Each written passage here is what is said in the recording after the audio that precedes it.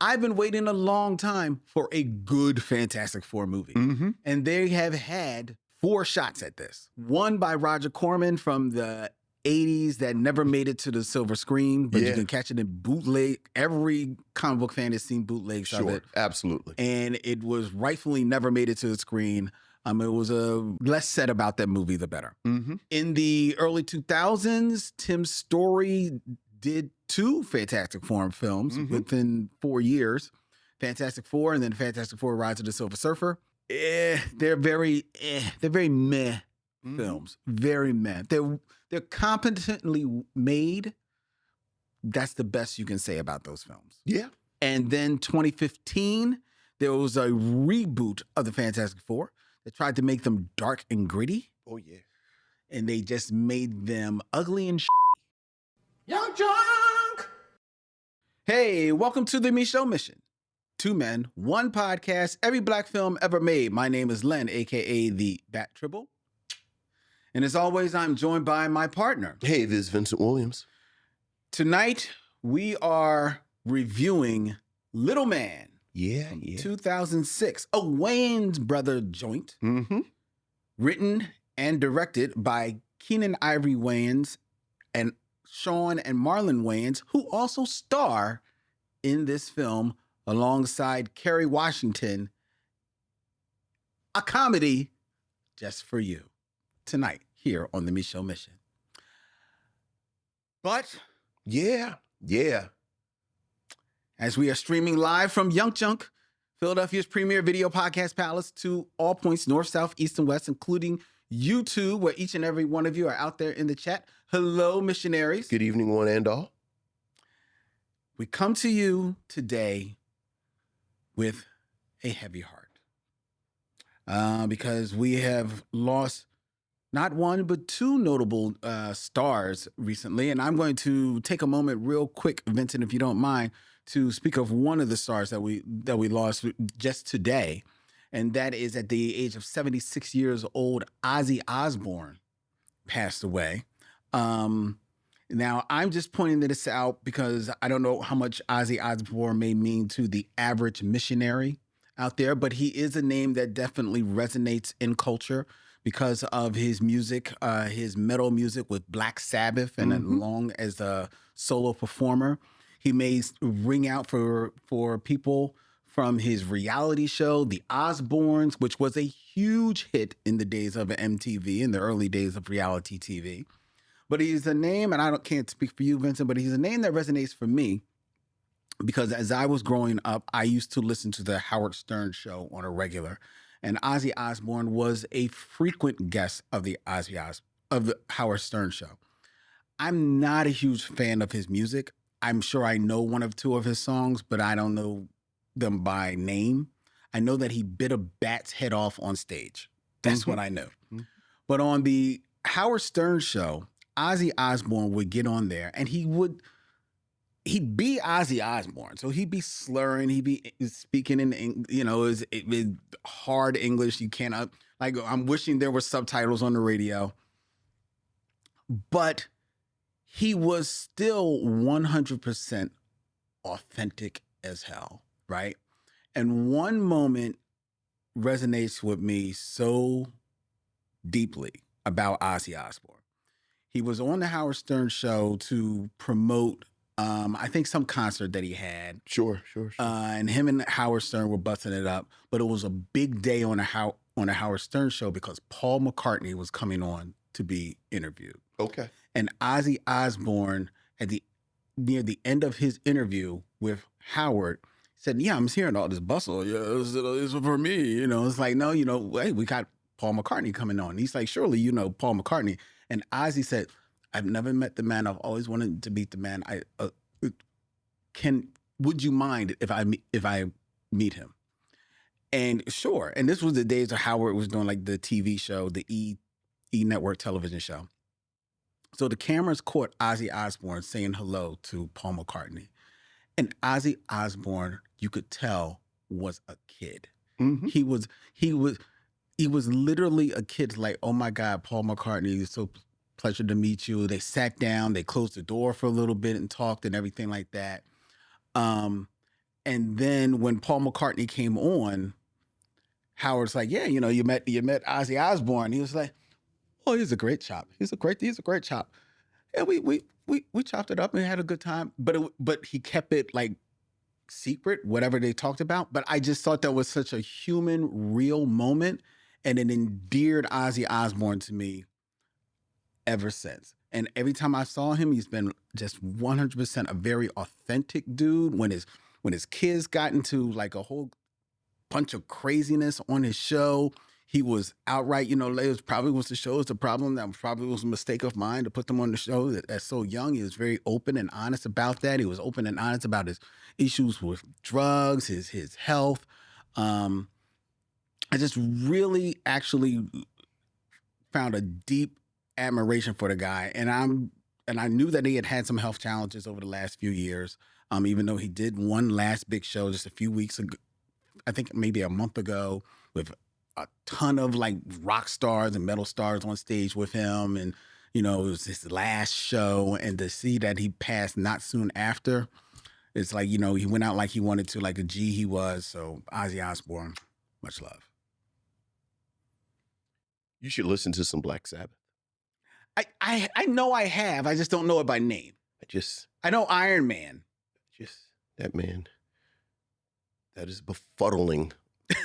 that is the part of his legacy. What do you mean befuddling? That I like the man more than the music? What's befuddling about that? I think that actually should be more endearing. You should listen to some Black Sabbath. Okay, maybe I will. Rest in. But I've got Ozzy. Yeah. All right. But. And also.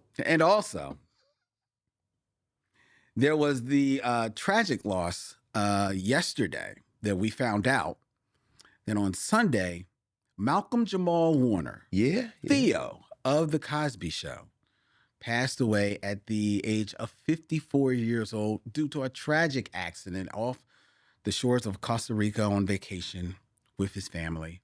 A name that resonates with America in general, but Black America especially, as Theo, as one of the breakout star of The Cosby Show. Malcolm Jamal Warner embodied, what an aspirational point for a lot of young Black men in the 80s, and continued to model that point throughout his career, throughout everything that he did, throughout when he was on Malcolm and Eddie, throughout when he was all of the other shows, throughout his directorial aspirations, throughout doing poetry, truly becoming a Renaissance creative. Musician, in the last few years doing podcasting. Malcolm Jamal Warner is just,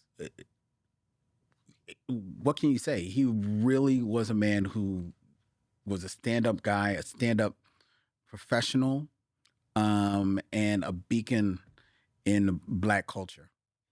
I mean, yeah, it's tough, right? Like it really does feel like a family member. Like as you mentioned, we've known Malcolm Jamal Warner since he was a teenager. Yes.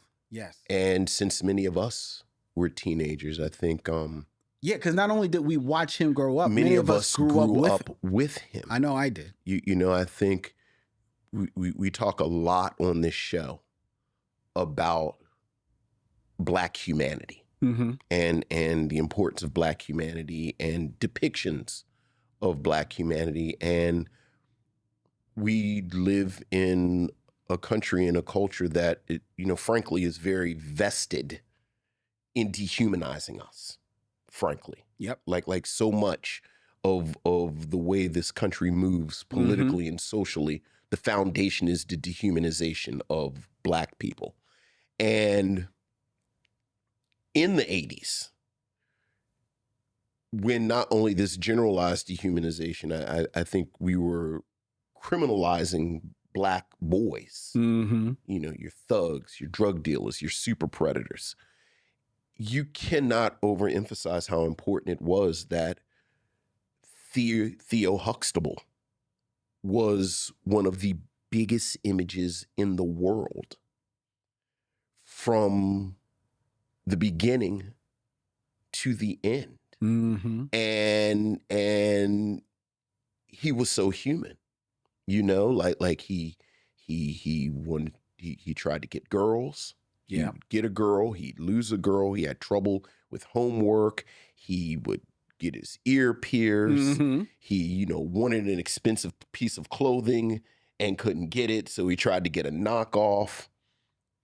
And so much. He believed he could live on bologna sandwiches. He believed he could live on bologna sandwiches. You know, again, we talk about this concept of a hit show, but for our younger missionaries, you really have to understand a hit show in the 80s was an entirely different beast. Yes, it was. And the Cosby Show was the biggest show. Absolutely. In the world. And in the middle of it was Theo Huxtable. And as you said, he was an aspirational figure, certainly. You know, we were the same, me and him were the same age. Oh, that's right. So it really was a mirror or or what you wanted to be a mirror. That's right. And if that was his legacy, that would have been enough, frankly. But as you mentioned, for someone who had been in the public eye since he was a teenager, Malcolm Jamal Warner carried himself with dignity and class. He was deeply invested in the arts and positivity and blackness, and it is like losing a family member. It really is. You know, condolences frankly, to all of us. Yes. Condolences to all of us. Certainly condolences to his wife and his young daughter. Yes. And it's a lot. Speaking of family, we heard from longtime friend of the show and formerly our social media director, Toya Haynes, in regards, who has a deep affection, as all of us do, for Malcolm Jamal Warner. And she sent me this that she'd like to share. This is from Toya. I had posters of Malcolm Jamal Warner all over my school locker and my bedroom walls. I even made a Malcolm Jamal Warner keychain because in a world of Kirk Cameron's and Ricky Schroeder's and Jason Bateman's, we finally had Theo. Theo was important. A black suburban teenage boy who was cool, but not too cool. He was allowed to be vulnerable and young and romantic and flawed. I really needed to see that. Because his counterparts have always had that privilege, while a lot of our characters did not. I had so much pride putting those posters up in my locker. Theo was ours. Theo was also the first neurodivergent character I remember ever seeing. Yeah. And that was huge. And that was huge when they noted that he was dyslexic. A lot of people were introduced to dyslexia because of Theo. Yep. And he said that remained of all the things that people would come up to him about. That was one of the things that... Oh, yeah. Toya continues, I had so much pride putting those posters up on my locker. Theo was ours. It's really not fair how our entertainers have to bear the weight of representing an entire people, but I am so happy to say that he never let us down. Yeah. Not once. Yeah. I've often heard he's exactly who you think he is. I am so grateful to him. Look, again, these people have public personas because they're public. Yes. Back channel stories, off the record stories, friend of a friend stories to a person. And again, since 1984, people talk about how good Malcolm Jamal Warner was. Yep. To a person. You know, a dude that works at NBC. You know somebody who interned at this place. You know somebody that lives in Atlanta. You know this one. To a person, everyone talks about how good of a man Malcolm Jamal Warner was. Yes, they do. Yes, So they do. it is, yeah. He will be deeply missed. Yeah. Now, true story. Okay. As you know, I've had many careers. Yeah, yeah. So at one time, I was trying to get out there in the acting field. Sure. Right. So, and I remember going to my mom and dad. It's like, hey, I'm going to go try and get the acting. I got to go get headshots or whatever. And my dad said, well, let him go. Hey, Sure. he looks just as good as anybody else out there. I'm like, that's the daddest compliment, right? Ever. Right. But when I got my headshots, my dad and a lot of my friends said, hey, you look good. You look like Theo. It was the greatest compliment you could get. They said I look like Theo. Oh, yeah. Oh, yeah. I never saw it. Look, man. But unfortunately, with his passing, and then looking for images of him, I stumbled across an image of him that I think maybe I see it. Look. I think maybe I see it. People gotta understand. That's an image of me. Yes. Well, there you go. There you go. Was not ready for that. We're doing it live, folks. There were no images. Look, 1984. There's no social media. Nope. You know, there's not even email, is there? No, it's nothing. It's nothing. Yeah. No, there's no nothing. You have Todd Bridges, but even by then, Todd Bridges had already kind of like aged out. Had kind of aged out. And it had some issues. For all intents and purposes, there was no hip hop. Like, The Cosby Show comes on in 84, September of 84. I looked up 2 Touchstones.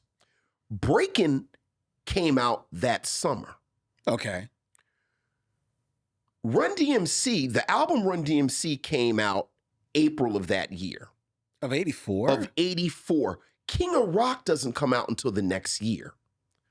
Wow. So if you talk about hip hop as we really know it. Hip hop is really a regional thing. Like, the only reason you kind of pause is because you were in Philadelphia. Right. I'm right there. So it's like epicenter. New York and Philadelphia. It's sort of a regional thing. It hadn't even really hit the coast. So East Coast. There West are Coast no MCs in the public eye. There are no young black actors. No. You know, Will Smith isn't even a hint of a thing yet. Not at all. It really is Malcolm Jamal Warner. That's right. You're right. Wow, that's just crazy. Look. That is crazy. And like Toya said, he carried it with grace and dignity. He, after the Cosby Show, he was not defined by Theo. No, he was not. But he didn't run from it. Like, I always liked how he threaded the needle of Theo. Yeah. Like, I've done more since the Cosby Show. I've continued to act. As we said, I'm a poet. I'm a musician. I do all these things. But I understand what this means to people. And I carry it appropriately. Yeah. So, and as a Cosby Show aficionado, I think the best episodes are Theo-centric. So. He will be missed. Yeah. He will be missed. All right. Yeah. Moving forward, let's get into the show. Let's hear from you, missionaries. That means your emails, or as we like to call them, Missives from the Missionaries.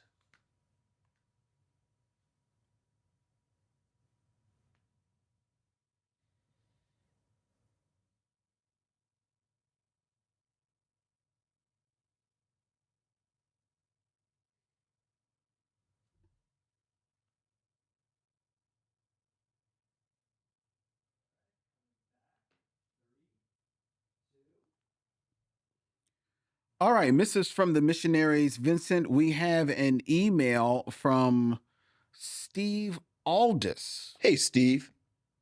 a writer of note, who wrote us to say, just listen to your interesting and entertaining discussion with David F. Walker on Shaft's big score. Okay, excellent. I extensively researched all aspects of Shaft for my book, The World of Shaft, Nice. for which David wrote the foreword, which was published 10 years ago. This is the only book of its type documenting the history of Shaft on print and on screen. And a lot of topics you discussed are covered in the book. If you like, I will happily send you a copy to help with research for your program. I note that you will be covering Shaft in Africa in a future episode. Well, thank you very much. And we would like. We definitely would like that. He goes on. There's a lot of information here, but I'm going to cut to the end. I'm currently working on a second edition of The World of Shaft that will contain at least 50% more material, including coverage of the Tim Story film and David's comic books and novel, as well as expansion on the original text. I look forward to, with great interest, to hearing your further coverage of the Shaft series. All the best, Steve Aldiss. Thank you, Steve. Thank you. Appreciate that. And we will be in touch. Absolutely. Most definitely. All right. Okay. We also heard from Court. Hey, what's up, Court?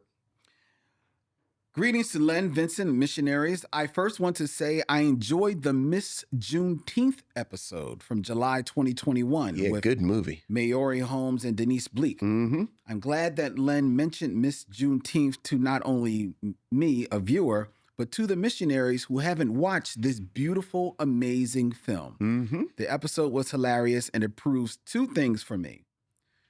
Len really does earn the nickname Old Man Len.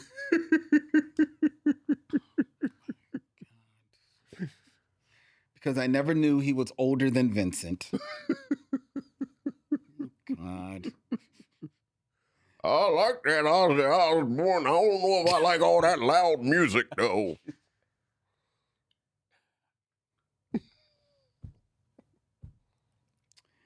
And Vincent is a true Baltimore person. Oh, yeah. I want him to say QQ7 5 times. What, Q227? 227. 227. Oh, yeah, 227. 227. Oh, yeah, all day, every day. In all seriousness, though, it is one of my favorite Micheaux Mission episodes. I really wish this movie was added to the updated Black film canon from 2022-2023. Hope you both have a great week. P.S. Will the Aretha biopic and Aretha miniseries be available? Also, we need a Belly Mission Logs episode uploaded on Apple Podcasts. Much love, Court. Yeah. The Belly Mission Logs is coming. Yeah. I think the important takeaway from that is that if you've not watched Miss Juneteenth, go watch Miss Juneteenth. Oh, yeah. And that's all I'm going to say, because, you know, if I think about Nicole Bahari enough, I get enraged. I know. With how she's been treated. I know. So. We have an email from Michael Sykes. What's up, Michael? And this is in regards. Hello, Len Vincent. Missionaries. Have y'all ever heard of a movie called Marcy X with Damon Wayans and Lisa Kudrow? Yes.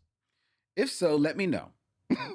Yes. I haven't seen it. Thinking about checking it out. Let me know. I think there's a better use of your time.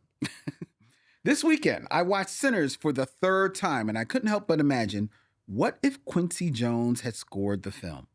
Don't get me wrong, the movie and its soundtrack is already incredible. But picture this. A touch of Quincy's genius from the 70s or 80s infused into this 2025 masterpiece, a soundtrack that could elevate every scene, every moment beyond what we've already experienced. Quincy Jones wasn't just a composer, he was the maestro of musical fusion, from jazz legends like Dizzy Gillespie, Count Basie, and Lionel Hampton, to blues icons like B.B. King and Big Mabel, from soul voices like Aretha, Barry White, Chaka Khan, even venturing into country with Glenn Campbell and Steve Miller. That's right. Quincy Jones didn't just dabble, he mastered every genre shaped by African American culture. His cinematic scores weren't mere background, they were characters in their own right.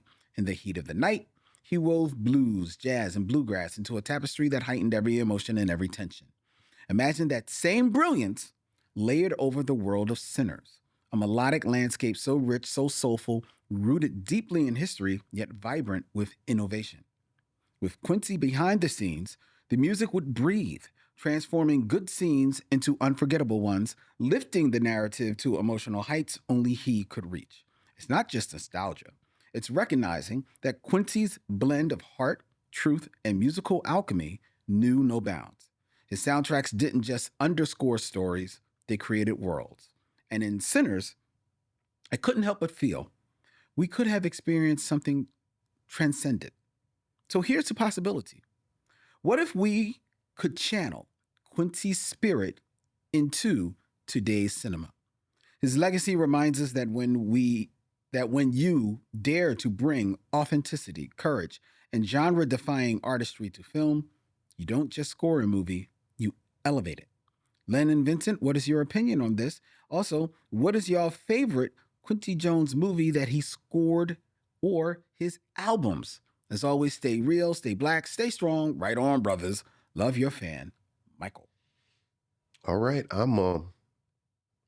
I should probably just let this go so we can keep moving, but I actually disagree.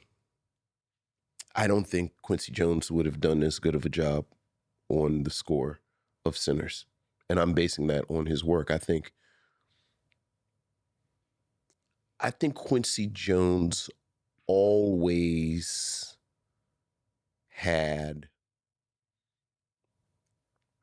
a polish in sheen to his work across the board. And you know, Michael name checked, you know, like he really did, whether we're talking about his solo albums in the 70s with the jazz R&B, his R&B albums, obviously, you know, that kind of Michael Jackson, Tevin Campbell period. You know, he mentioned some of the country work that he did. I've listened to a little of that. Obviously, the big band work.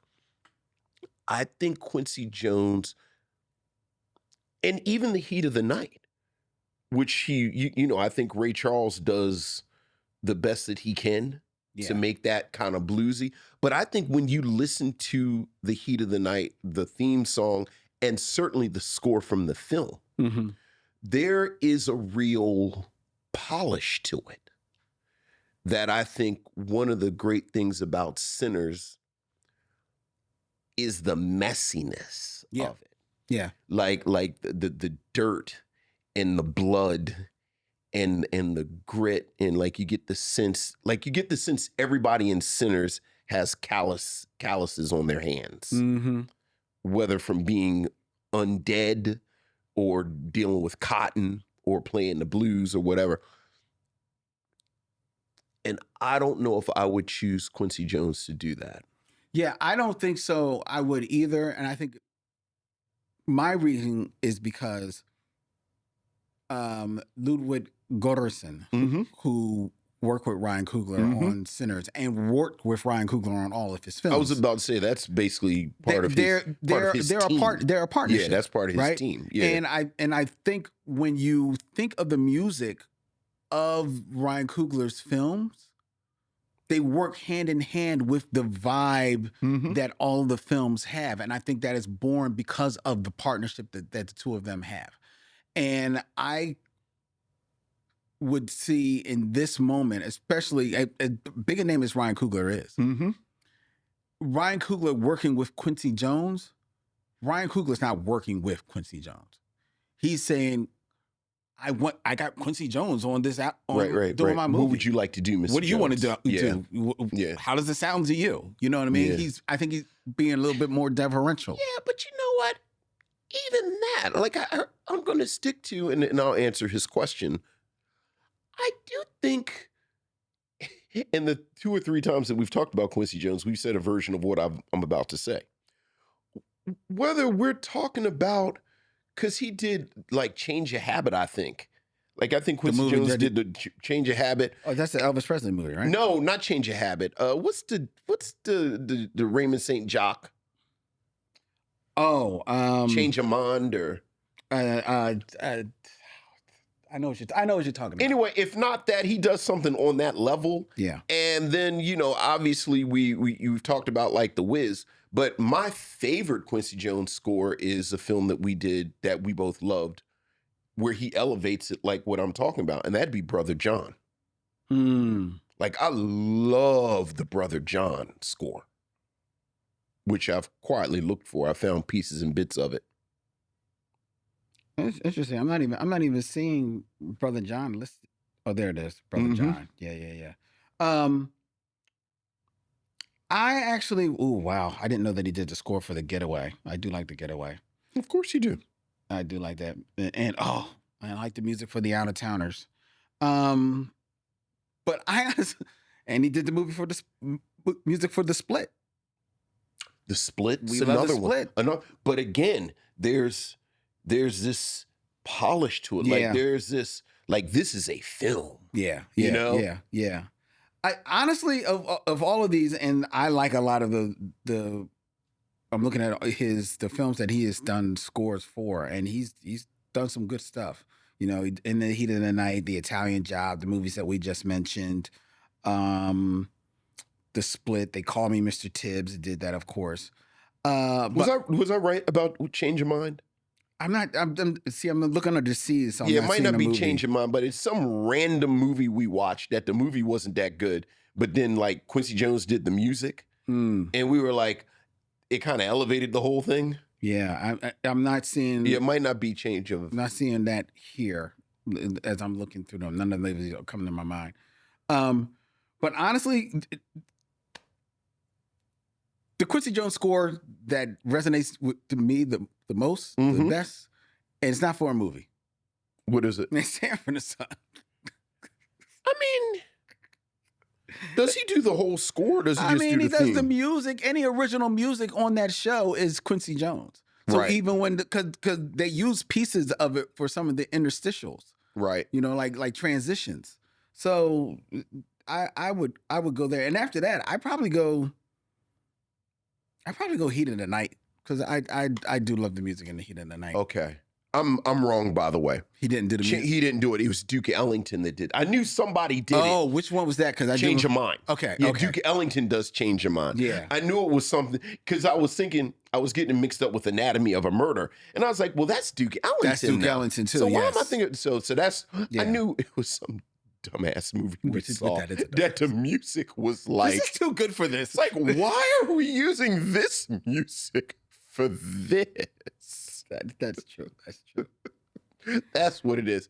I'm mixing up my wonderful score makers. There you go. All right. Well, thank you, Michael, for that. Thank you, Michael. For that email. And Michael, I'll give you this. I'm not just going to curse the darkness. I'll light a candle.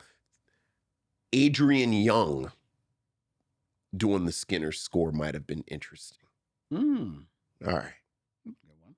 All right. Sorry.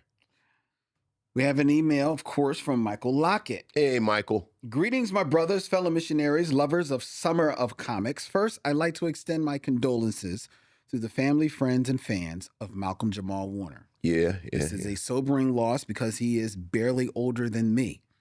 Life is short. Make the most of enjoying every bit you can. That's real talk. Real talk. I've never felt closer to you two than last week, as you both basically said, bruh, get the F out of here with that learning tree-ish. Your list was on point until you started feeling yourself and stopped thinking. It made me feel like family. The double billing of Don't Be a Menace to South Central while drinking your juice in the hood and Undercover Brother with Damon Young was an outstanding pairing. I'm not as down on Don't Be a Menace as it seems you three were. I could see the potential in Sean and Marlon, as well as the vignette type style being taken to straight silliness as they do in subsequent films. Undercover Brother was a great rewatch. I had only seen it once and forgotten about most of it. It's a respectable flick, even for Eddie Griffin. I feel you, Vince. The Wayback Machine, sans Mr. Peabody and Sherman, dropped me off with you two as you critiqued Borderline. This is truly an avant-garde piece that, given its time period, is an amazing creation. So many metaphors for life and relationships, all done with evocative imagery. is a tough watch through the storytelling of 2025. If you are into art and film, you should see it. If not, most people will get annoyed with this film.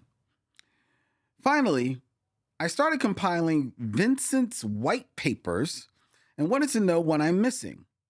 And are the titles correct? Len Webb, serial killer. Yeah. Oh, yeah. Oh, yeah. I've done extensive research on that. That's an ongoing project. Mm-hmm. Mm-hmm. Walter Mosley. Hey, he's old and he's an old black man. He don't care. And he don't care. That's interesting. Okay. Mm-hmm, mm-hmm, mm-hmm. One has to go. Last Dragon, Rappin', The Help. Ooh. Well, I know my vote. Anika Noni Rose. I gave you the short version. Yes. Like, you gave me the Cliff Notes. Is the full title that I'll refer to it in the first paragraph. My paper, Anika Noni Rose. Henceforth, I shall just call it Anika Noni Rose. Ellipses. Race swap game. I don't play that. It's true, I don't. Sports. The canary in the coal mine for civilizations. College. Wings and beer make movies better. Yeah. That pretty much is everything you Look. We joke. I was just talking about my roommate because we were talking. Yeah. That was my education. That was a lot of my film education. Going to Blockbuster and then stopping and getting beer and wings and then coming home. And were you talking about your roommate or talking to your roommate? Because aren't you still friends with your roommate? I was talking about a roommate that I'm still friends with, but this was one of the roommates that he was the responsible one. Remember, you always had to have a dude around who had the Blockbuster card that still worked? Yes. That was Joey. Okay. Yeah, Joey had the Blockbuster card. And it was a delicate balance because on the one hand, you had to convince Joey to let you use the card. But then on the other hand, was it worth him getting on your nerves for the next 2 days to make sure that you got the film back? On time. And rewound. That's right. Oh, yeah. Your white papers conclude with 2 more, Vincent. Okay. Croft Superstars. Yeah. They were on that stuff. They swear they weren't. I don't believe them. And finally, I find your lack of cheesesteak knowledge disturbing. Yeah. All the best, Michael. Thank you, Michael. Yeah. That's a lot of stuff. That's a lot of stuff. We have one final email. Okay. And this is from Mo Popular. Hey, Mo. Hey, missionaries. R.I.P. Theo. Yeah. For some of us, he was the first nerdy black dude we could be affirmed by. That's very true. 100%. Missionaries, I heard a vicious rumor. I didn't like it, so I had to send an email to confirm. I heard one of our own was stepping down. Not stopping the mission, but giving up the keys to the mission bus or mission ship or whatever. I heard we might be losing our Dylan. Yeah. Can it be true? Dylan, you've been a great asset to the show.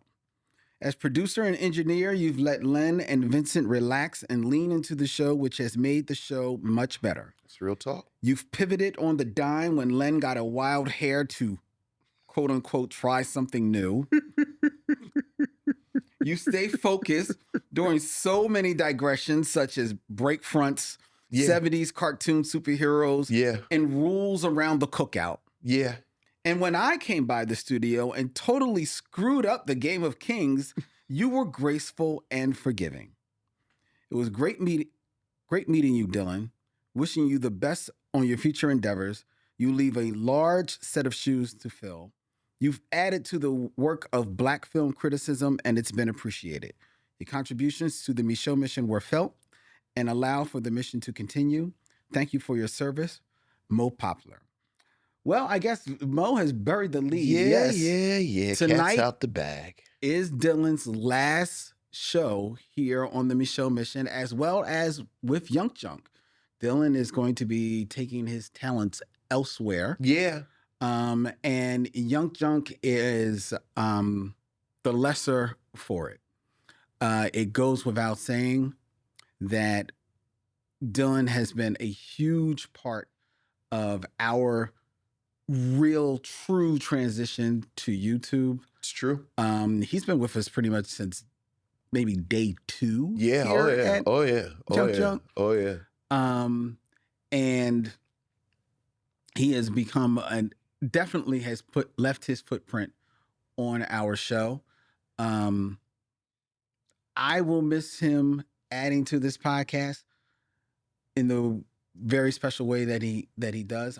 I don't know about Vincent, but I will also miss the secret podcast that I was a solo guest for every day between him and Vincent as they talked about hip hop and books and things that I knew nothing about. Yeah. But I enjoyed watching those two commiserate.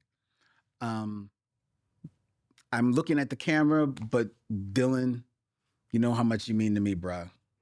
Going to miss you, man. Absolutely, Dylan. Absolutely. And you're always part of the team. Yes. Mm-hmm. You know that. And I do not say that lightly. He doesn't. I don't. You just do not know. I don't like many people. I really don't. Nope. But I do like Dylan. He does. Best wishes, Dylan. Best wishes. May the wind be at your back. And with that, and since Mo's not here, let's do the Game of Kings. The Game of Kings. 6 Degrees of D'Urville Martin.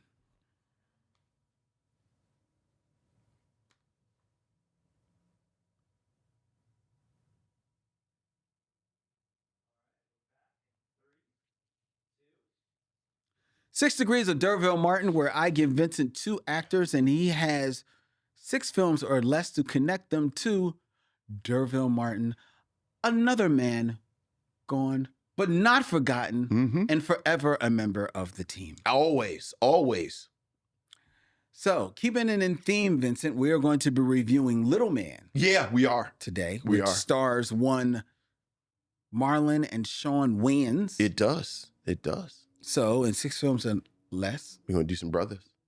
Connect D'Urville Martin to these other famous Marlon and Seans. Oh, interesting. Starting with, in 6 films or less, connect D'Urville Martin to Marlon Brando. Marlon Brando. I got a couple of ways I could go with Marlon Brando. Mm-hmm. You know what? I've never actually seen The Wild Ones. Oh. Who's in that with him? Anybody famous in that with him? I'm trying to think off the top of my head if there's anybody famous in there. What's his name? Plays the father. Stanley Kramer. Well, the person I'm thinking of is Robert Keith. Okay, I don't know who that is. But Lee Marvin's in that. Lee Marvin. Yeah, and he's probably the only other famous name. Sure. Because I'm thinking, like, I really only know Marlon Brando for that on the waterfront. And you know who's in that. That's, what's his name? Streets of San Francisco. I was about to say, Mr. Carl, You're there. Carl, Carl Malden. Yeah. Who's also with him in A Streetcar Named Desire. Oh, is Carl Malden in that? Yeah, he's the one that's actually dating old girl. Oh, I mean, Yeah. I've only seen that movie once. Oh my goodness, really? Yeah. I am shocked. Yeah, I've only seen it once. Why is that? It's amazing. No, it's a good movie. I don't even like old movies like that, but that is my jam. I know. Yeah, let's stick there. Because he's in there with Carl Malden, but he's also in it with Vivian Leigh. Mm-hmm. And Vivian Lee is, of course, here's something because we don't use this that often. Vivian Lee or is it Janet Lee? I think it's Vivian. Pretty sure it's Vivian. Maybe, but I make sure because I need her. If it's not, so we're looking at Streetcar, right? Yeah, Streetcar Named Desire. You're right, Vivian. Yeah, Vivian Lee because I need her because she's in Gone with the Wind with Butterfly McQueen. Mm-hmm. Butterfly McQueen is in Amazing Grace. Oh. With Rosalind Cash. Yeah. Who is, of course, in Uptown Saturday Night with Sidney Poitier, who, as we all know, was in Guess Who's Coming to Dinner. With who? With D'Urville Martin. Very good.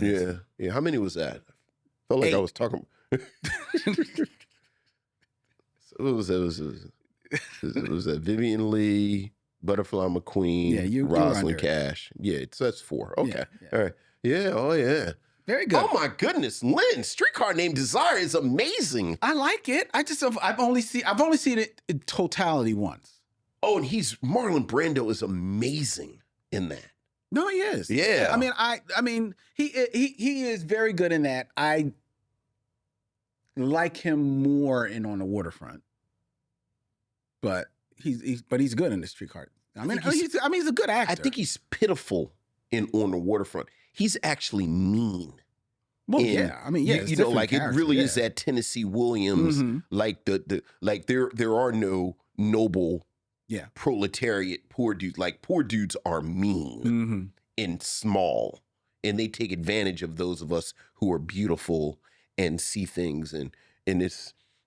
And then, you know, the irony, of course, is that the homoeroticism is all Stanley. Mm-hmm. But then Stanley represents this character that Tennessee Williams usually positions as the homophobic dude. Like, all right, I'm sorry. I love Streetcar Named Desire.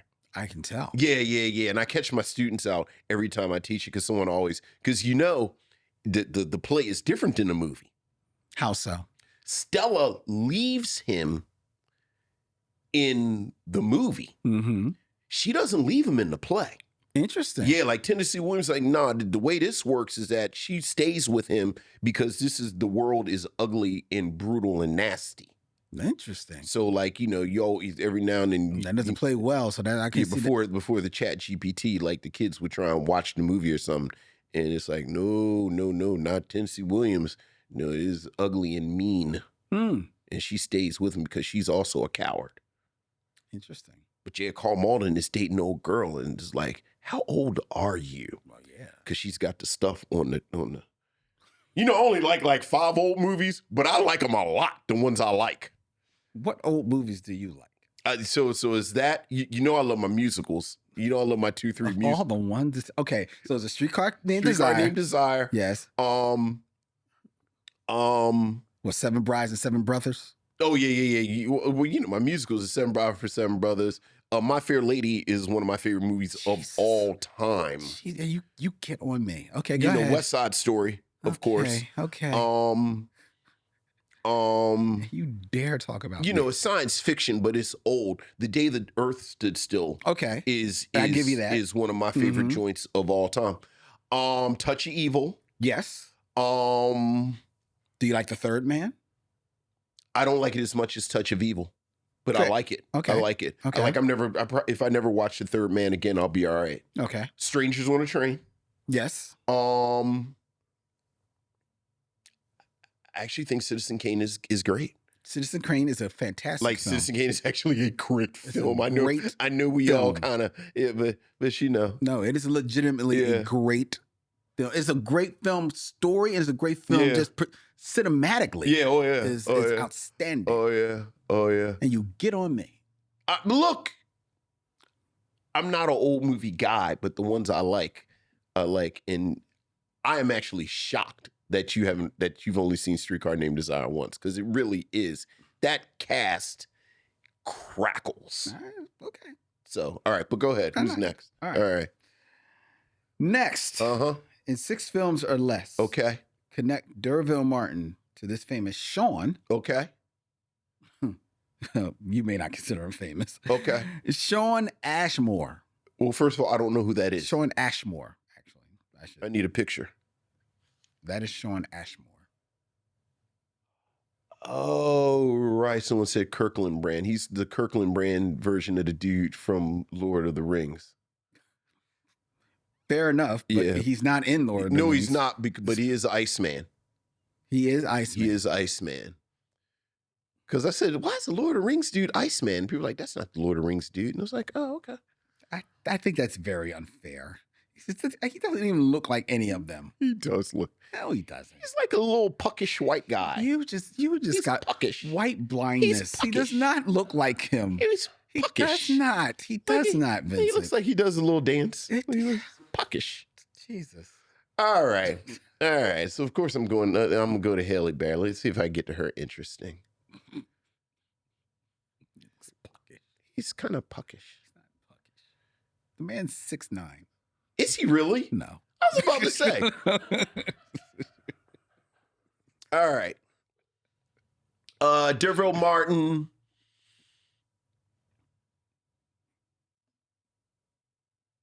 Is in Sheba Baby with Pam Grier. Mm-hmm. Pam Grier is in Jackie Brown. Yes. With Samuel Jackson. Samuel Jackson is in Finding Isaiah. Oh, okay. With Halle Berry. And she is in X-Men with Sean, what's his last name? Sean Ashmore. There you go. Sean Ashmore. There you go. Well done. Yeah. Finding Isaiah has been on my long list for a year or so now. I remember really liking it. Never saw it. I remember really liking it. I'm not going to recommend it, but I remember liking it. Okay. A lot. We were why was I talking about Jungle Fever? I was just talking about Jungle Fever. I think Camille saw Jungle Fever for the first time. Oh, okay. And we were talking about Samuel Jackson and Halle Berry, and Halle Berry's fantastic in it. But you know the funny thing, and I saw somebody write this, and Halle Berry responded to it like she need to get herself together because her and Samuel Jackson were both junkies in Jungle Fever, and then in Losing Isaiah, he's a lawyer and she's still a junkie. Like, get yourself together. He done got off that narcotic and went to law school. You still a junkie. Nice. Yeah. All right. Well, that is 6 degrees. There of you Derville go. Martin. 6 degrees, Derville Martin. So well done, Vincent. Takeaway is everyone go watch Streetcar Named Desire. Yes. Go watch A Streetcar Named Desire, or you can join Vincent and I on August 13th at Bryn Mawr Film Institute, where we will be returning with the Be Real Micheaux screening series with our good friend Stephanie Watts and screening Rush Hour. Yeah. With Chris Tucker and Jackie Chan, August 13th at the Bryn Mawr Film Institute. Tickets are on sale right now, brynmarfilm.org. Check it out. Be there. Free pretzels. Each and every one of you. And we'll be showing a short film called Stalls that I did. Oh, Renaissance man, Len. Yes, 20-year-old film. Fuck, man. All right. Before we get into our review of Little Man, Vincent and I have a film that stars 4 men. Well, actually 3 men and a lady that we want to talk to you about because, Vincent, last night we saw Fantastic Four, The First Steps.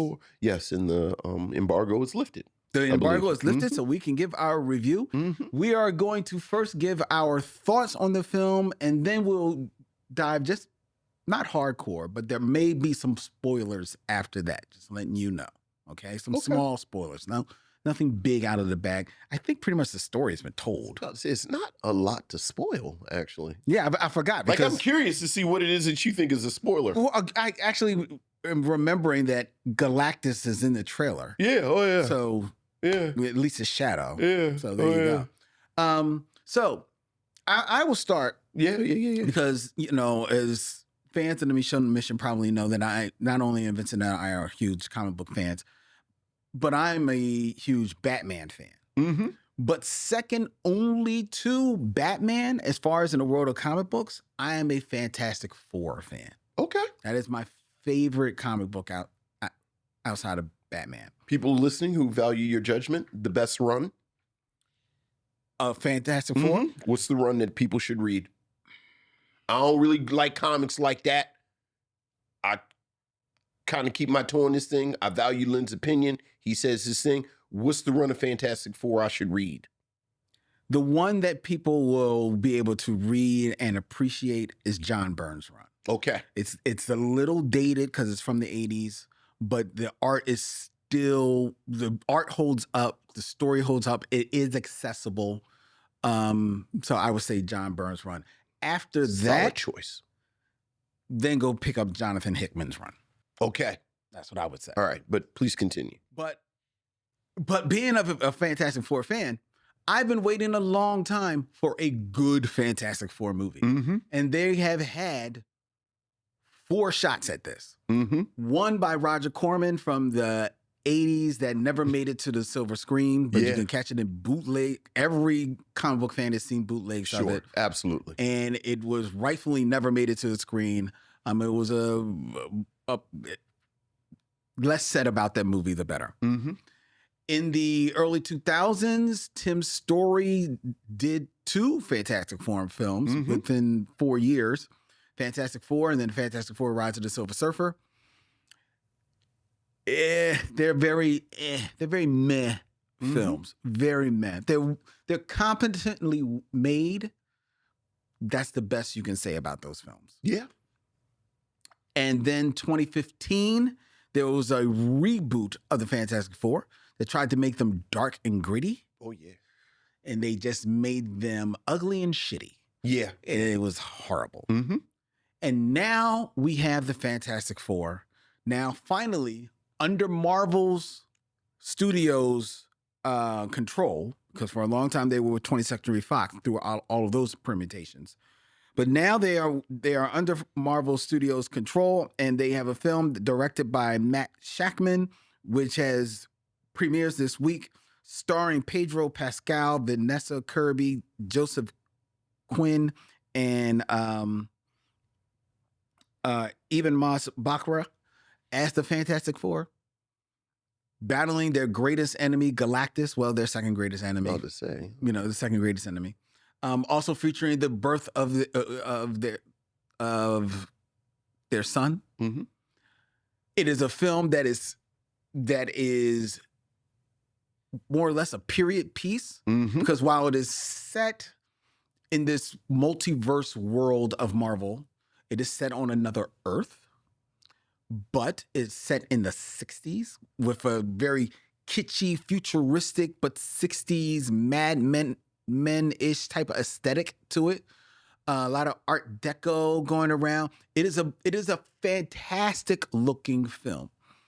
And it is easily the best Fantastic Four film there has ever been, with a cast that is well cast in this role.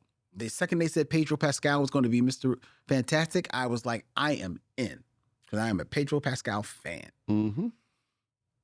And this film, I like this film. I wanted to love it. I don't love it. I love the aesthetics. I love Pedro Pascal. They made Mr. Fantastic stretching work. They made the Invisible Girl work.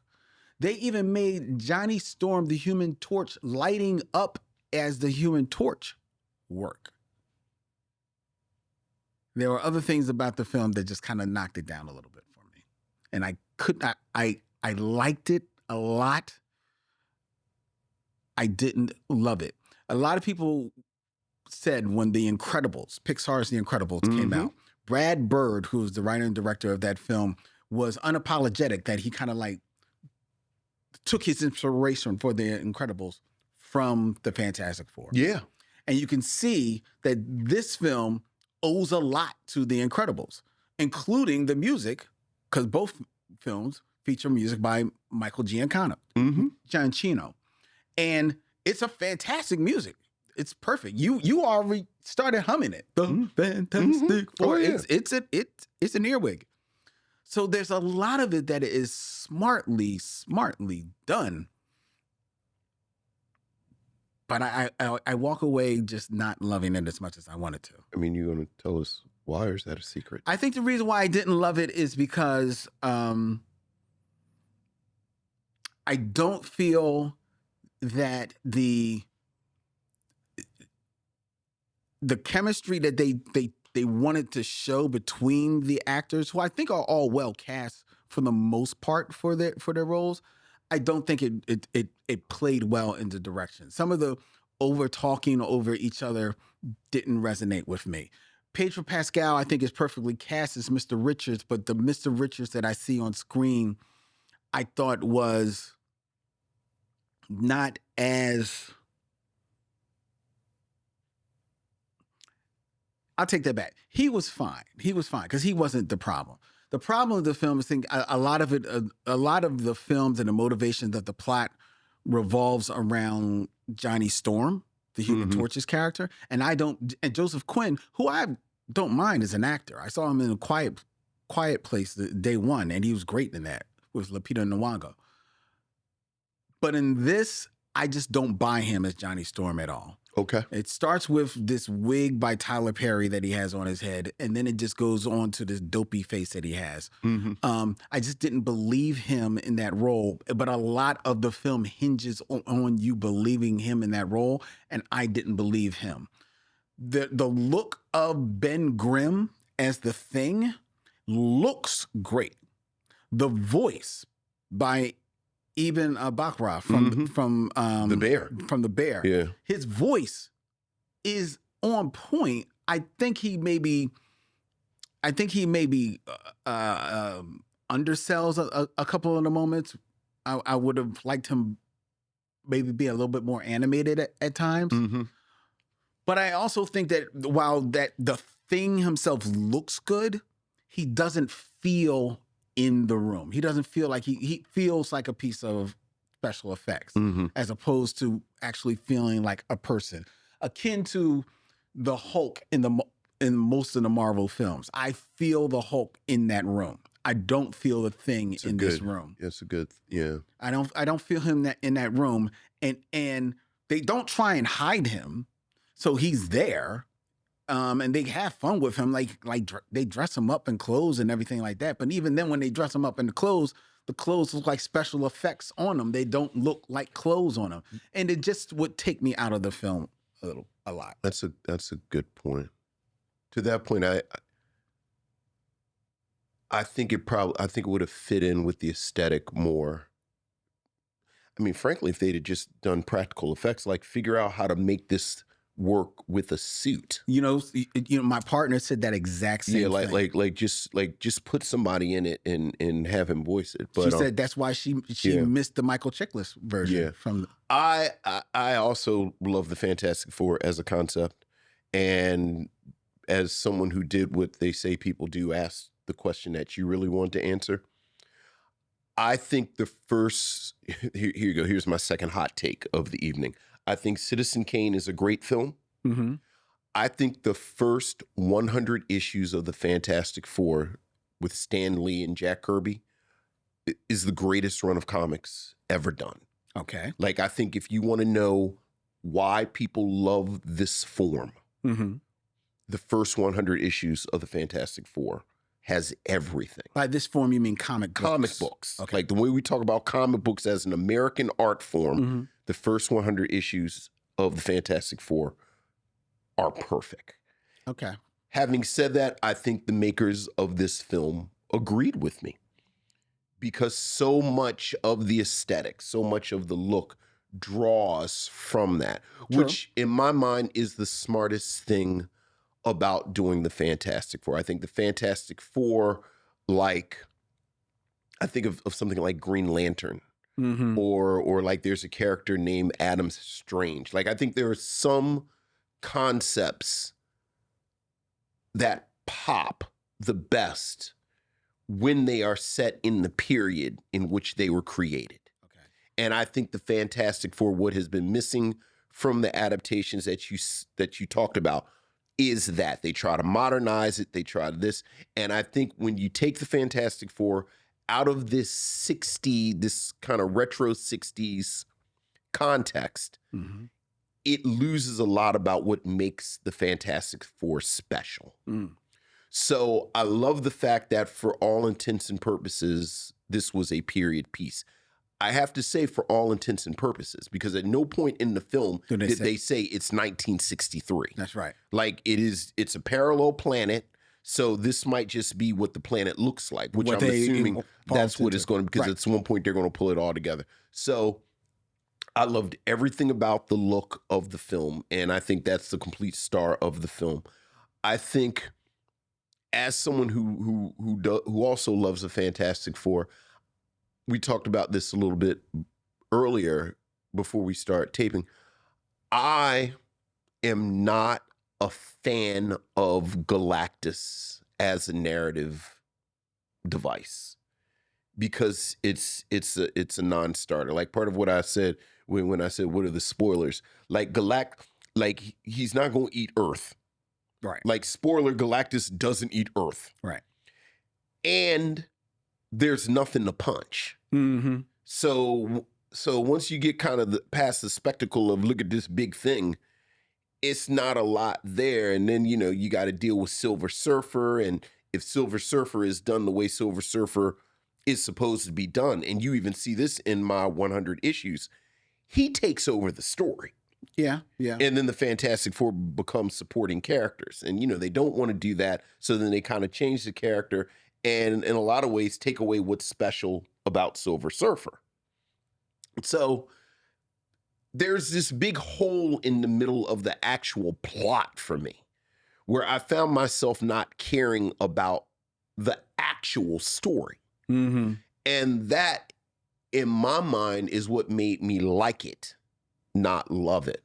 I think I admire the fact that this late into the Marvel movies, they have something this stylized, because I do think one of the critiques that we make about Marvel movies, and I've certainly made this critique, is that after a while, it just looks like another thing that they've kind of wheeled out. Like, I know we were all supposed to talk about the Thunderbolts and yay Thunderbolts, but Thunderbolts just look like Marvel movie du jour. Conveyor belt. It's like your mom came home late on Wednesday night and there was no food in the refrigerator and she kind of put together something.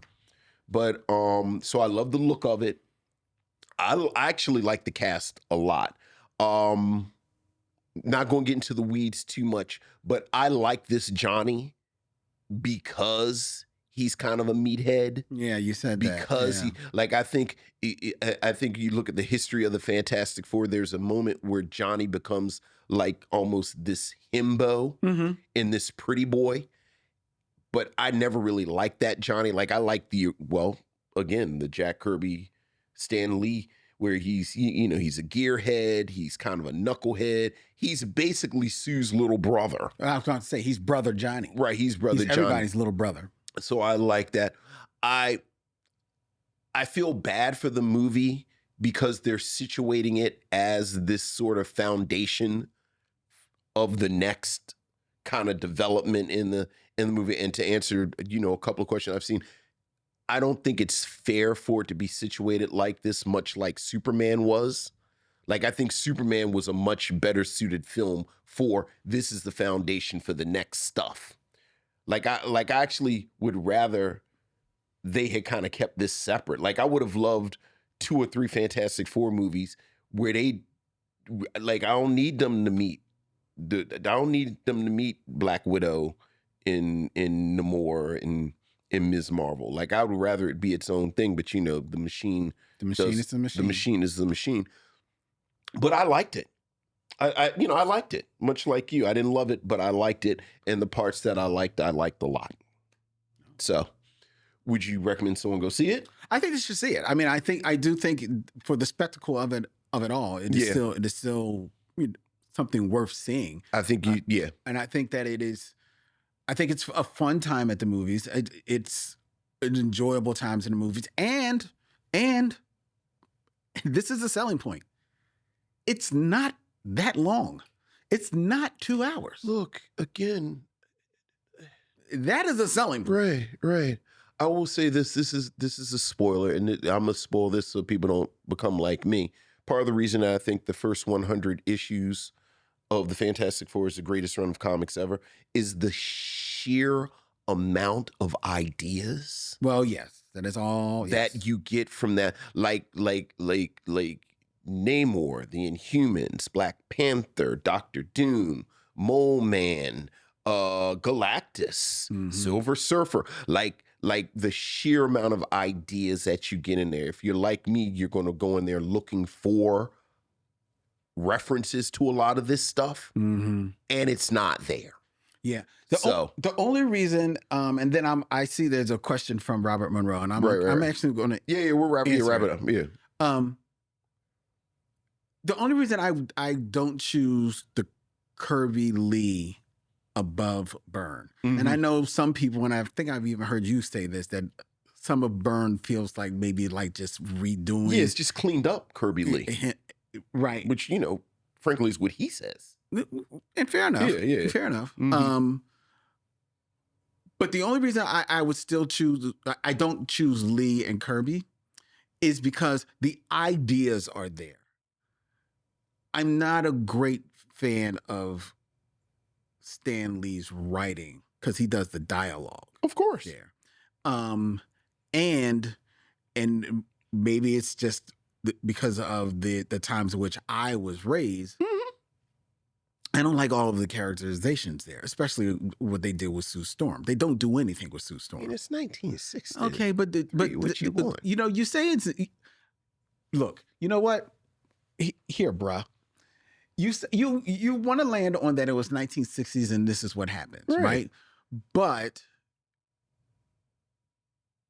there are other books out there that don't treat their women characters the way that Sue Storm is treated. Which one are we talking about? 1963.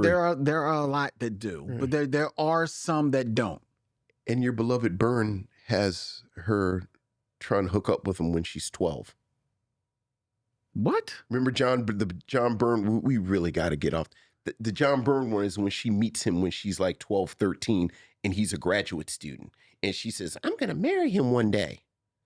That doesn't happen in the Byrne run. 100% happens. Not. It 100% happens in Byrne's run. It does not. I probably reread that run about 2 years ago. I don't remember that scene at all. The flashback where they meet, she's like 12, 13, and he's a graduate. I'll need receipts. Okay. I'll need receipts. Okay. I'll need receipts. We are going to stick a pin in that till next week. All right, but go ahead. I need receipts. But yeah. All right, so right, but we're finished. George, we're waving. George Carmona, we're waving. George, done. Tell George we're waving. The last thing we're going to answer, and you can come back for this, George. Robert Monroe asked, and I'll ask you, which is better, Superman or Fantastic Four? I think Superman's better. I think Superman's better too. Yeah, I think Superman's better. I think Superman's more fun. Yeah, I think Superman's better. All right. There you go. All right. Oh, look, we've got just enough time to review Little Man from 2006.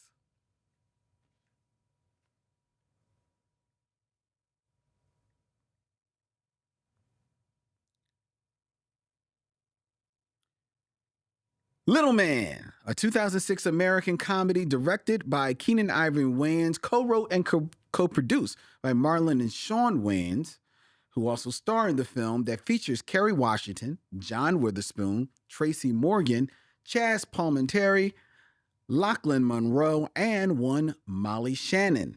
It follows a jewel thief with dwarfism who hides the proceeds of his latest robbery, then pretends to be a very large baby in order to retrieve it. This film was released in July of 2006, and while it was a commercial success, it was critically panned.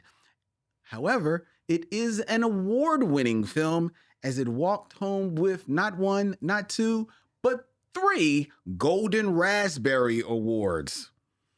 And it was Vincent's selection for this stop on the Micheaux mission. Vincent, what say you of Little Man? Look, I think the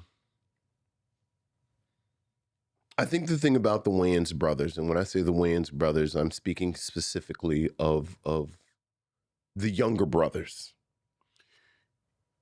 You have two types of movies that they do. You have the parodies, scary movie, dance movie. You know, there was a spoof of Mr. Black, of 50 Shades of Grey. 50 Shades of Grey. That, yeah. And then you have, for lack of a better term, the high concept movies, where you know, and you think about white girls. What if they go undercover? And then something like this, Little Man.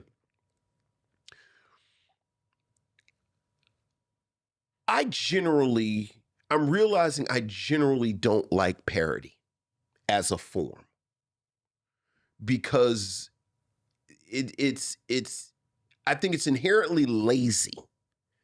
I think it can be elevated, but just as a default form, somebody did something and then I'm going to make fun of it. You start at lazy and then maybe you can elevate it. Okay. In many interviews, all of the Wayans brothers, Keenen, Damon, Sean, and Marlon, talk about how they studied the great parody, which is Airplane. And Marlon even talks about when Keenen got his start, and Keenen, actually his career was going, and the younger Wayans would go visit. It was almost like schoolwork, where he would tell them to study Airplane. And certainly Airplane, we've all established, you know, we've all kind of agreed is the Citizen Kane of parody films. But, you know, what I find fascinating about Airplane is that the parody of this, as it's a parody of the disaster film, right, is really kind of this framework for juvenile, but some really kind of smart bits in there. You know, I like my coffee like I like my men, black. I speak Jav. Everything with Kareem Abdul-Jabbar. I have a drinking problem. Like, all of these are really, you know, Shirley, you must be kidding. I'm not, and don't call me Shirley. Like, these are, you know, snappy kind of fun things. And that part, I think, is missing from a lot of the parodies. So I'm not really a fan, just generally, of the Wayans brother. And then the high concept films, and now I'm going into Little Man. I think a lot of this depends on how much do you like silliness? Like, how much do you like silliness? Right. And depending on how you answer that, that really is going to tell you how much you will enjoy this film. This film, it's basically, again, talking about students of comedy. This is basically a film version of the classic Bugs Bunny cartoon with Baby Finster. That's right. Where you have a criminal who is small in stature, and because of some MacGuffin, in the case of this film, it's a diamond that gets placed in Kerry Washington's character's purse. And I have to pretend to be a child or a baby, in this case, a baby, and hijinks ensue with this hardened criminal pretending to be a baby. In this case, it is Marlon who is playing the baby. His brother Sean plays Kerry Washington's character's husband, and then John Witherspoon is there as Kerry Washington's character's father. And the film is really the four of them. Right. And then silliness occurs. I think Kerry Washington plays her position. She's basically there as the female lead, but the real heft in the film, if I can use the word heft, is between these three performers that by this point have worked together for years on the Wayans brothers. That would be Sean and Marlon Wayans, and then, of course, John Witherspoon. And I have to say, I like them together. Like, I think the note that I would have given to this film is, look, throw the three of them together. And if there's any moment in this film that I kind of looked up a little bit, it was when John Witherspoon bounced off of Marlon.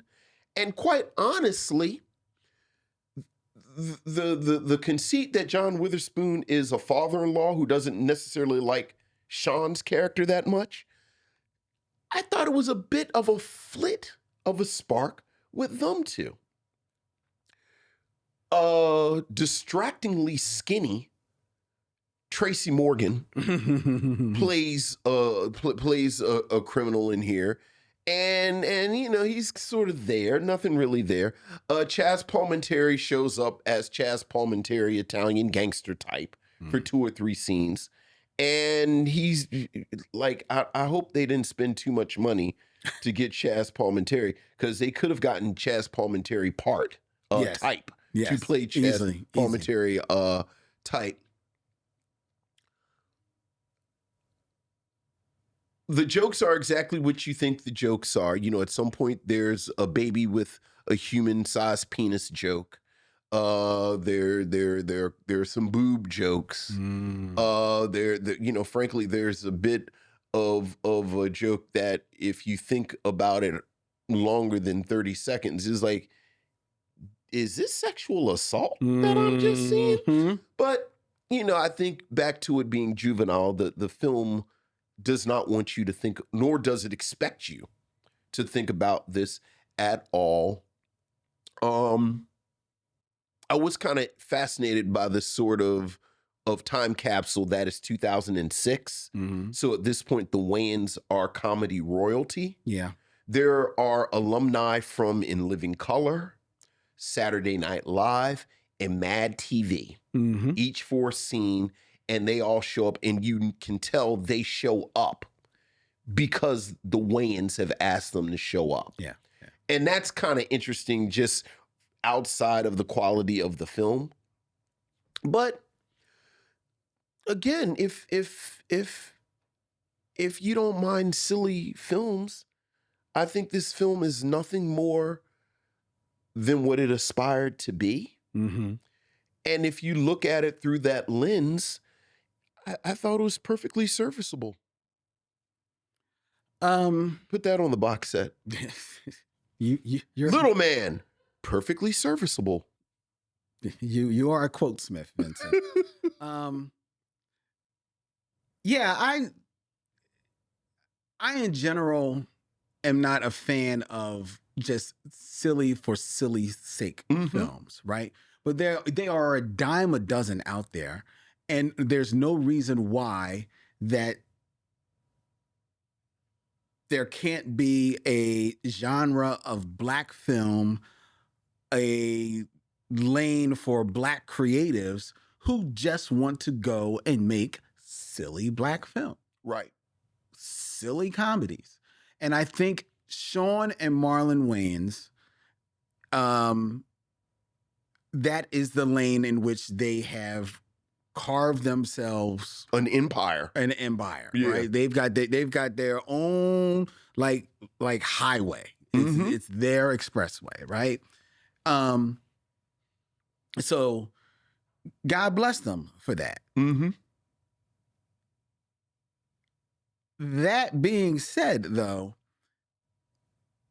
there is a point where you can be silly and I'm fine with it. But what I can't go for is being lazy. Okay. And silly. And I think that this film is silly, but I think more egregiously, it's lazy. Okay. Especially a couple of things considering. That is directed by Keenen Ivory Wayans, who I'm not going to say Keenen Ivory Wayans is an auteur. Right. But he's a director. He's certainly by 2006. Yes, he is a man who has been behind it. He knows how to tell a story on film, right? And I think that this film, considering that he is directing it, is poorly directed. I think there are some shots that are set up that make absolutely no sense why they are set up this way. They are so pedestrian. They don't even look TV sitcom worthy. They just look like amateurish, honestly. In some of the staging, in some of the camera work that is done, honestly, in some of the editing, and I don't know how much I can blame the editing on Keenan Ivory Wayans, but as the director, you got final say on that. Sure. So it's got to lay at your feet. So so that bothered me, but more to the point, the laziness of the writing. You talk about there was boob jokes. There's a joke that is made when the baby sees this buxom blonde that is at this, they throw a birthday party for him, and he, finds his way up on her lap, and he's jumping up and down on her lap, and he's like, oh, I want to be nursed. I want to be nursed, and it's a close up of her breasts. And that's the whole joke, right? Yeah. It's about him wanting to be nursed and take advantage of this woman in this moment, right? And that scene plays out. The very next scene, and what happens is that he thinks he's going to be nursed by this woman, but come to find out, it's another white woman there who actually has a young baby who she is nursing, who actually does nurse him, right? And these are not the breasts that he came for. These are not the breasts that he came for. The very next scene is him in a bathtub and Kerry Washington as the mother, quote unquote, kind of like intimating that she's about to get in the bathtub with him. And he gets excited for that. And then lo and behold, it's not going to be Kerry Washington, it's going to be the father figure, Shawn Wayans. That is basically the same joke back to back. That is lazy to me. That is lazy writing to me. And it plays out even more egregiously because they are directly the one scene directly into the other. Absolutely. And there is a lot of that same type of thing going on in this film. One of the great things about Airplane, the film, like you talked about, is that while it is 1,000 jokes coming at you in that film, of those 1,000 jokes, it probably is really only, let's say, 300 jokes. But then those jokes keep getting built upon in the movie.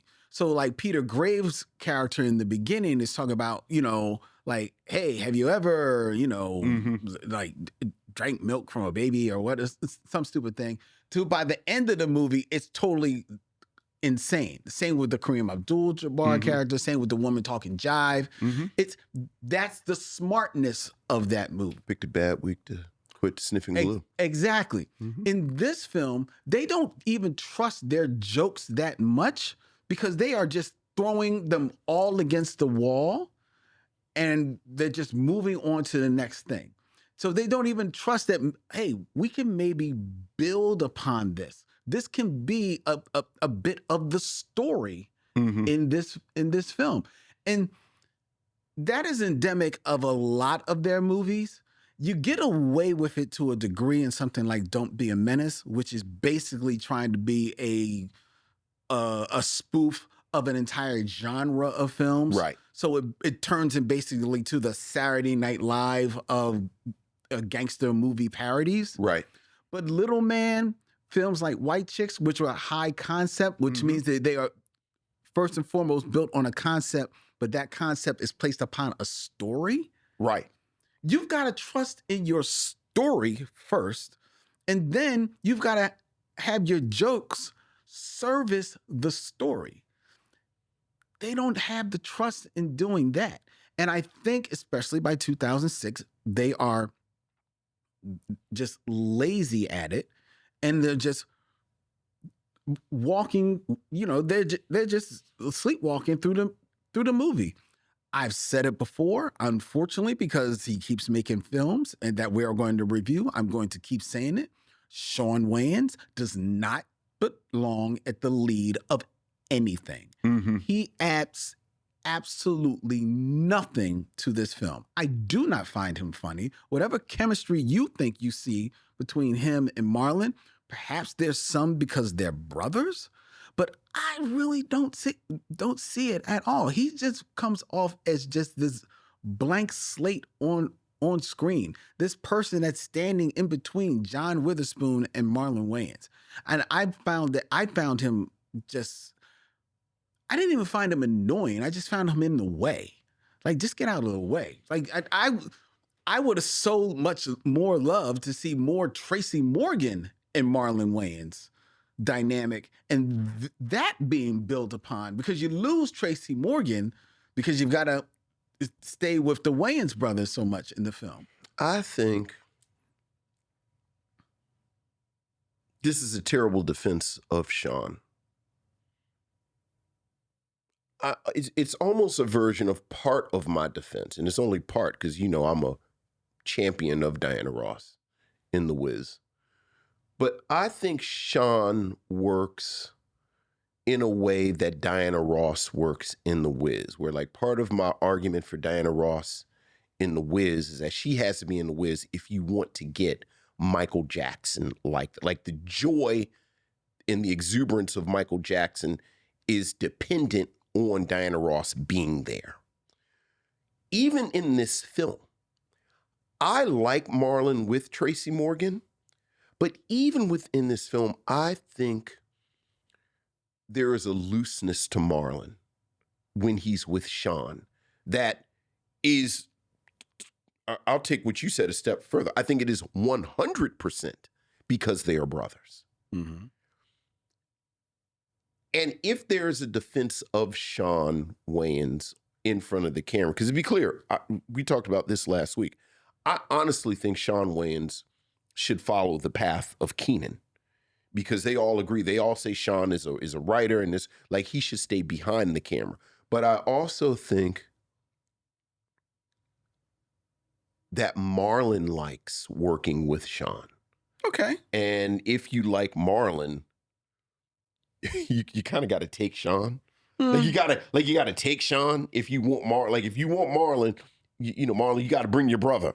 Well, I think at this moment in time, that probably is true. Well, I think what's happening now is you're seeing Marlon flex. We see more and more, or just he's at the point where he feels comfortable by himself. He stand on his own. He stand on his own. Now, they say Shawn, you know, more of a writer or whatever. Mm-hmm.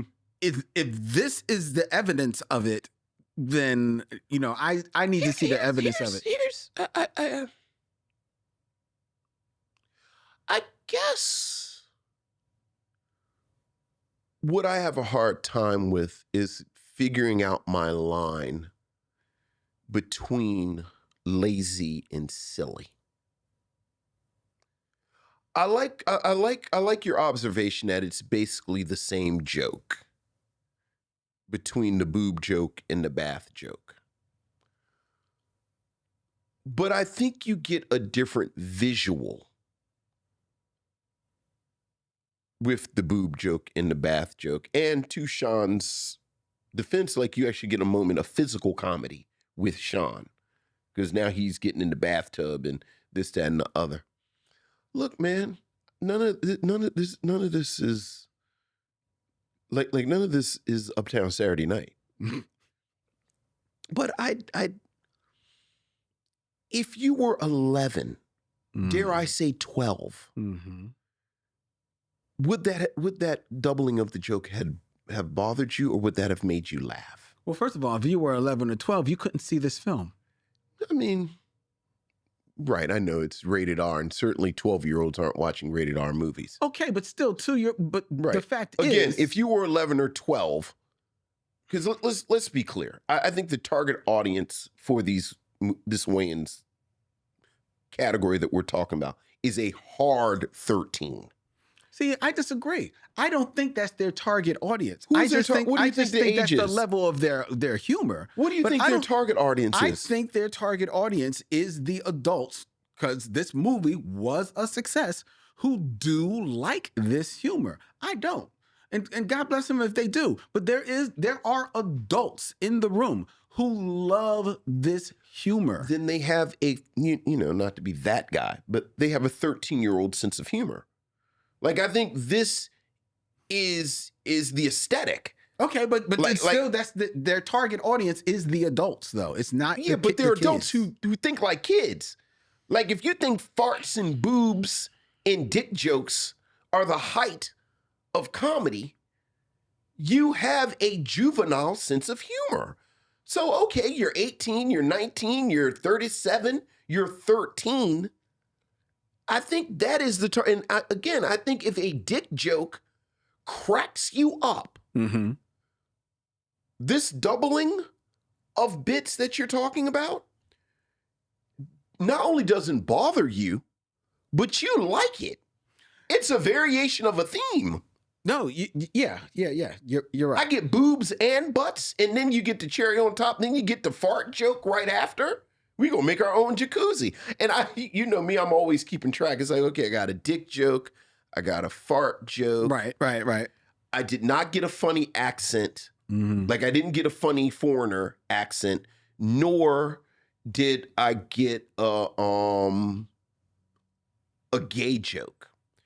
Like, I missed my complete bingo because I didn't get a funny accent and I didn't get a gay joke. Well, I guess there is a gay joke. Technically, at the beginning, it's a gay joke because he says the sweet lip, see you later, sweet lips or something, right? Yeah. Is that the gay joke? Well, I was actually thinking at the end of the joke because he makes a Brokeback Mountain joke. Right, Brokeback, right. And I guess in some ways, the thermometer could be a gay joke. The rectal thermometer, that's a gay joke. So, like, all I missed was the funny accent.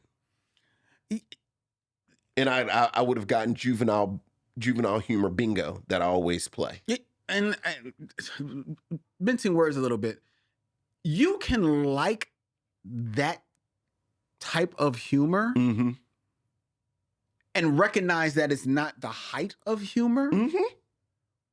And I like, there are silly films that I like. One of my favorite films, Mad World, is silly. I know it's silly. But I don't mind silliness. But there still should be some level of intelligence there. And I see zero in this film. Look. I see zero in this film. Yeah, well. And I found it to be, I was bored.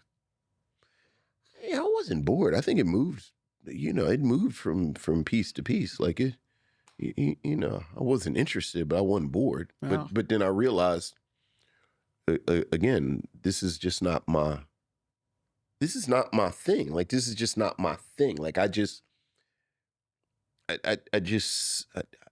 can't do a whole lot with, again, dick jokes, fart jokes, boob jokes. Like, it's just not my thing. But that's no reflection of the thing. That's a reflection of me. Like, I can't expect a thing to not be itself. Okay. Fair. Which, so. Would you recommend that people see Lil Man? Look, man, I think if you like this, yeah. I mean, but you can say that about any film. No. If you like this type of humor. Okay. Yeah. I think at this point, I've never actually seen White Chicks. Me neither. And I realized as I was watching, so I was like, well, I need to go ahead and watch White Chicks. Because I do think that the Wayans, much like Tyler Perry, regardless of my personal taste, are important when we talk about the Black aesthetic and Black art. So you should know about their films.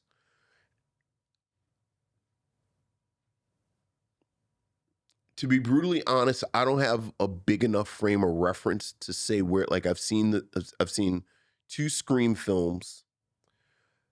I've seen Don't Be a Menace.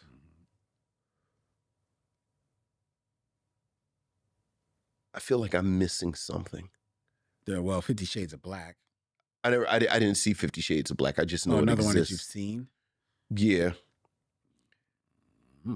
I watched it there. I thought I saw something with Marlon, like one of them Netflix movies.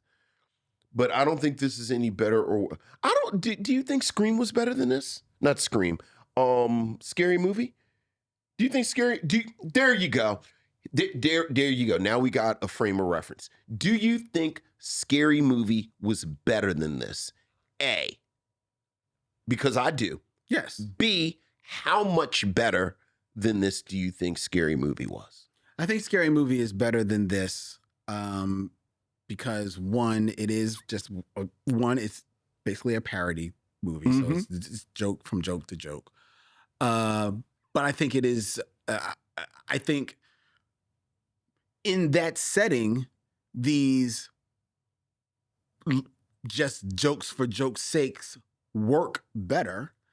And I think it is a better made, better written film. So yes. Follow-up question.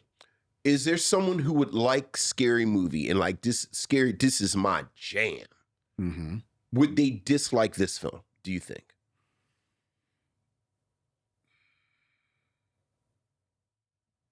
I think there is, because, and it's been a minute since I've seen Scary Movie. Yeah, we probably watched it together last time you saw it. Right. But I think there is a level of crassness in this film that is probably 2 or 3 steps below Scary Movie, because, and maybe that's because of the films that Scary Movies are parodying. But I think that level of crassness, there are some people, they don't want to go that low. It may be turned off by. Okay. So you would not say if you like Scary Movie, you will definitely like this. Yeah, I wouldn't say that. Okay. So you are not recommending it? No, I would not recommend it. Okay. I think talking it out just now, I agree with you. I also would not recommend this film. So there you go.